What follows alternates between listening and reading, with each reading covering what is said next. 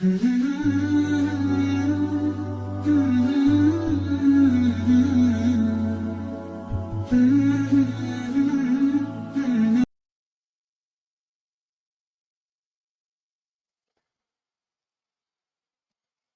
alaikum wa rahmatullah.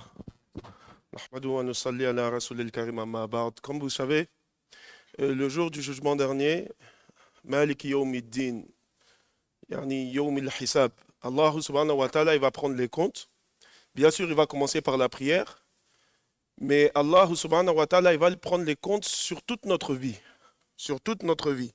Regardez, on parle du hadith on a dit au prophète alayhi salam, la femme qui a affamé son chat jusqu'à ce qu'il est mort.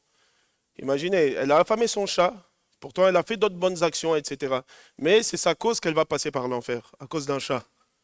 Donc, les mu'amalat et les mu'asharat, nos relations entre nous, la relation d'un homme et sa mère, la relation d'un homme et son père, sa relation avec ses voisins, sa relation avec ses amis, Allah il va voir tout ça. Parce que nous, chaque musulman normand, c'est Abdullah, c'est un esclave d'Allah. Un esclave, il n'y a pas de place pour la liberté, je fais ce que je veux. Non, ça c'est dans Jannah, tu fais ce que tu veux. Mais ici-bas, chacun d'entre nous doit être soumis aux ordres d'Allah dans les différentes parties de sa vie. Aujourd'hui, le naqs, le manque dans la Ummah, c'est qu'on a quelques ordres d'Allah dans différentes parties de nos vies, et le reste peut-être c'est des ordres de mon nefs ou des ordres de shaitan. Non. Tu vois, Allah il veut que toute notre vie soit calquée sur le modèle de Rasulullah sallallahu alayhi wa sallam. Tout ce que tu fais. Et l'une des grandes épreuves pour le musulman, c'est le mariage. En vérité, si tu veux voir ton vrai niveau de din, le musulman doit voir son mariage. Il ne doit pas voir combien de prières il fait. La prière, c'est très important. La prière, c'est très important. Il ne doit pas faire combien de jeûnes il fait.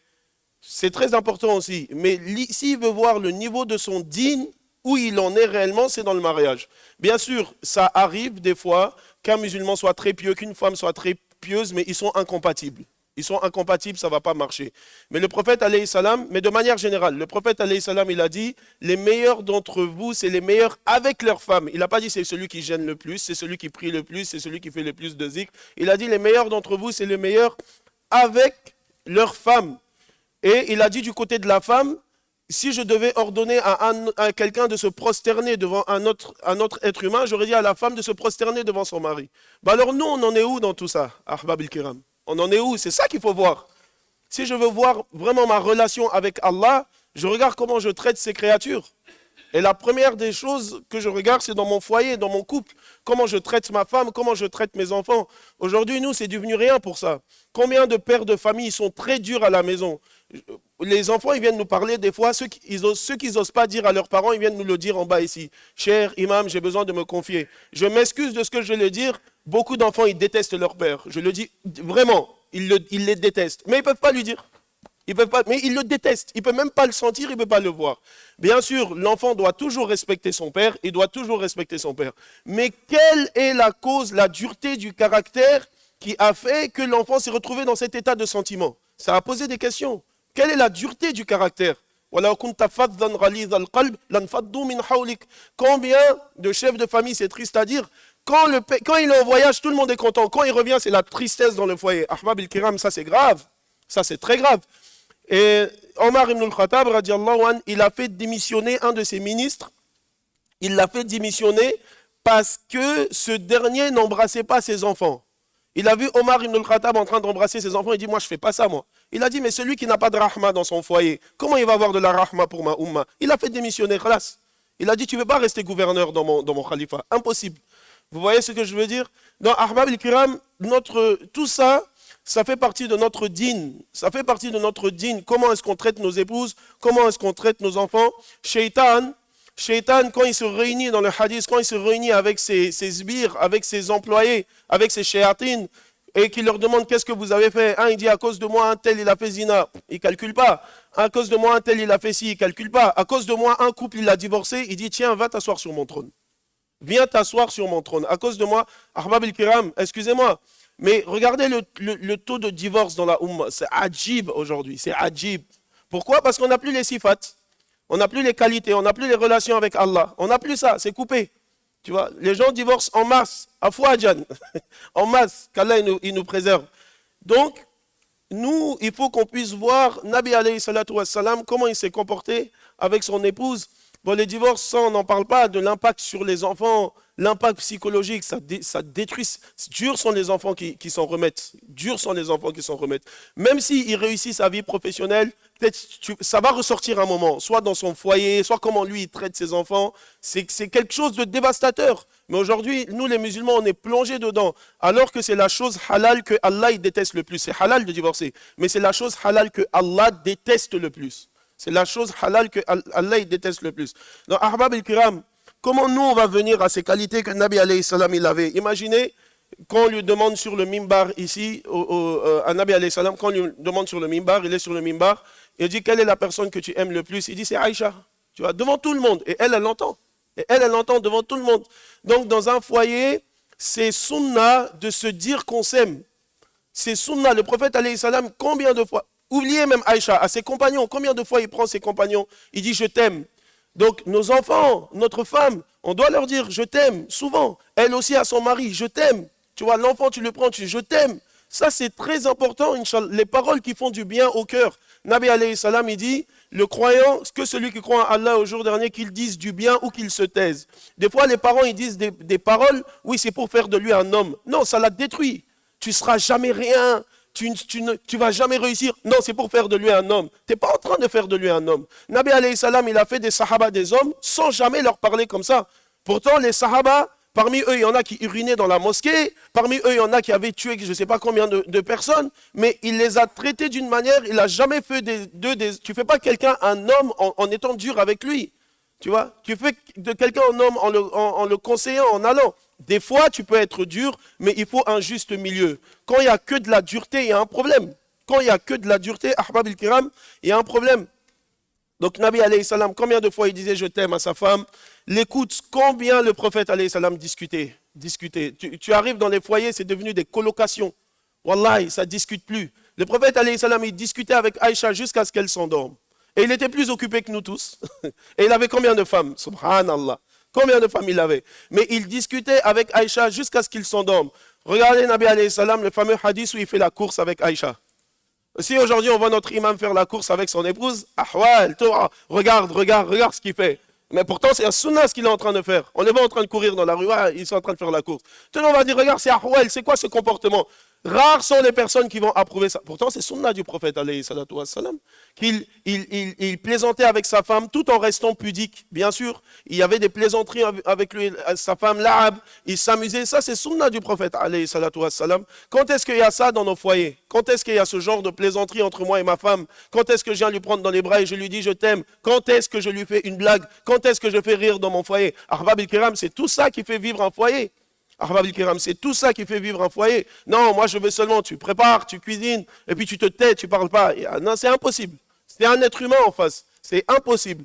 Donc, le jeu, la détente, la tendresse dans la vie quotidienne, et puis aussi, il faut que l'homme puisse, que nous les hommes, moi le premier qui vous parle, il faut qu'on puisse accepter que les femmes, c'est des femmes, elles ont leur caractère. Même les femmes du prophète alayhi salam, malgré leur piété inimaginable. Aïcha radiallahu anha, tu pouvais lui amener l'équivalent dans les hadiths de 150 000 ou 200 000 dollars le matin. Le soir, elle n'avait plus rien. Elle a tout donné en sadaqa. Et sa servante lui dit, mais tu aurais pu garder quelque chose pour couper le jeûne. Elle dit, j'ai oublié. Tu m'aurais rappelé, je l'aurais fait. Tellement elle était pieuse. Tellement elle était pieuse. Mais ça n'empêche pas qu'une femme, Allah il lui a donné une certaine nature. Des fois, elle aime bien faire djidal. Elle aime bien disputer un peu, etc., piquer un peu.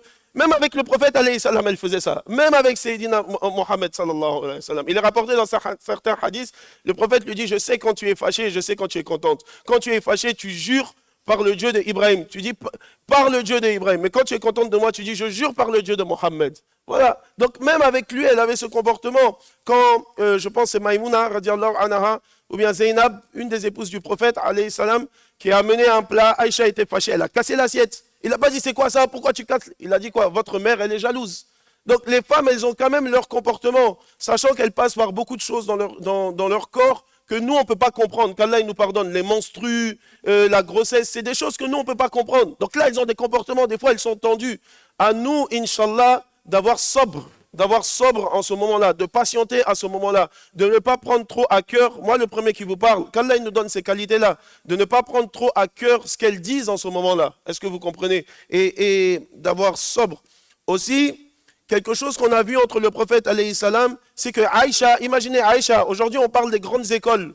Par exemple l'école de l'imam Malik, qui connaissait 500 000 hadiths de tête, une grande école de la sunna du prophète alayhi salam, radiallahu anhu, ou l'école de l'imam Abu Hanifa, le cher de Imam Bukhari, qui s'appelle Ibrahim Mekki, rahimullah, il a vu l'imam Abu Hanifa, il a dit, Hada imamun a'zam. Il dit, c'est le plus grand imam que j'ai vu de ma vie. On parle de ces grandes écoles, mais on ne sait pas que Aïcha, elle avait son école, au fait.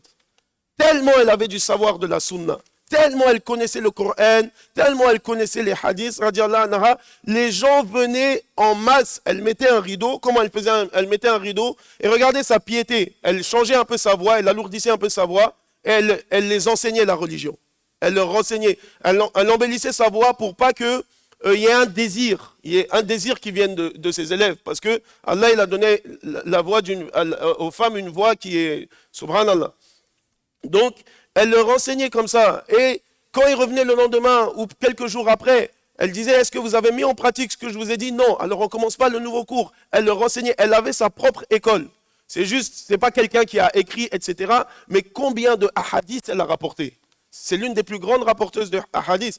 Donc, mes chers frères, nous aussi, il faut qu'on crée ces ambiances. Mes chers frères, un chef de famille qui a raté sa mission, c'est quelqu'un qui n'a pas enseigné le dîn à la maison. Il a raté sa mission en tant que chef de famille. Allah, il a mis ça au-dessus du risque. C'est très important de ramener le risque. C'est très important d'offrir une maison, d'offrir une bonne éducation. Mashallah, c'est sadaqa. Mais si tu n'as pas enseigné le dîn à la maison, la personne, tu as raté ta mission principale en tant que chef de famille. Ta mission principale pour laquelle Allah t'a donné une femme et tes enfants. Dans Ahbab al-Kiram, très important qu'à la maison, on fasse des ambiances, des assises de ahadith, des assises où on parle de la vie des compagnons du prophète, alayhi salatu wassalam. Les grands ulémas, ils disent le dîn, ils s'enseignent du cœur à cœur. C'est toi qui fais aimer la religion. Les réseaux sociaux ne peuvent pas remplacer ça. Un père qui t'assied, qui te parle de l'amour qu'il a pour le prophète, alayhi salam, c'est mieux que 1000 vidéos que tu vas regarder sur YouTube. Parce que Imam Malik, il a dit, al-ilm min al-qalb ila al-qalb. Le dîn, tu le transfères du cœur à cœur. Tu t'assieds, tu parles à ta femme de Jannah, tu parles à ta femme de l'importance de porter le hijab, de l'importance de faire la prière, etc. Mais tout cela, mes chers frères, ne sera possible que si la personne, elle fréquente la mosquée. Toi, tu es au travail.